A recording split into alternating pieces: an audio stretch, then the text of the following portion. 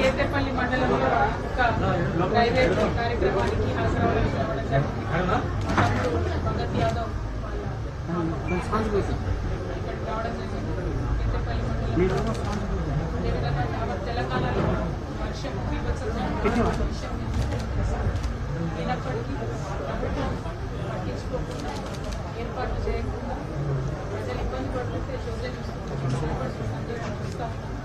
అదేవిధంగా ఇదివరకు కేసీఆర్ గారు ఉన్నప్పుడు కూడా గ్రామాలలో మండల కేంద్రాలలో రైతులు లైన్లో నిలబడి యూరియా వేసుకునేటువంటి పరిస్థితి లేదు.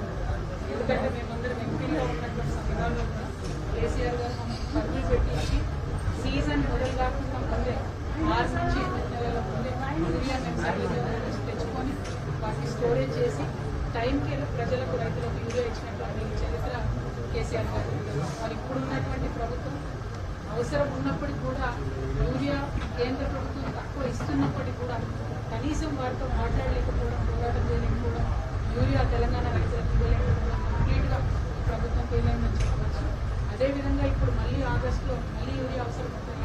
అయినప్పటికీ ప్రభుత్వం ఇంతవరకు స్పష్టత ఇస్తలేదు. కనీసం ఎన్ని లక్షల క్వింటాలు షార్టేజ్ ఉందని కూడా చెప్పలేనటువంటి పరిస్థితి. ఆయన ప్రభుత్వాన్ని డిమాండ్ చేస్తాను.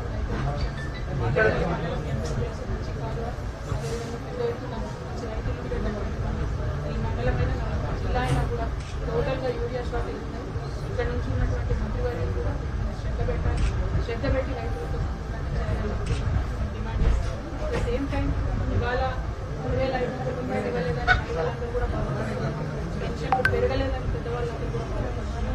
వాగ్దానం చేసి పెన్షన్లు డబుల్ చేస్తాం, తెల్లారే మరునాడే చేస్తామని చెప్పినటువంటి ప్రభుత్వం చేయకపోవడం చాలా దౌర్భాగ్యం. మీద కూడా అందరం కూడా పోరాటం చేస్తామని ఈ సందర్భంగా తెలియజేస్తున్నాం. Thank you. జై తెలంగాణ. జై తెలంగాణ. జై కేసీఆర్. జై తెలంగాణ. Thank you. కొత్త పార్టీ పెడుతున్నదండి. జై తెలంగాణ.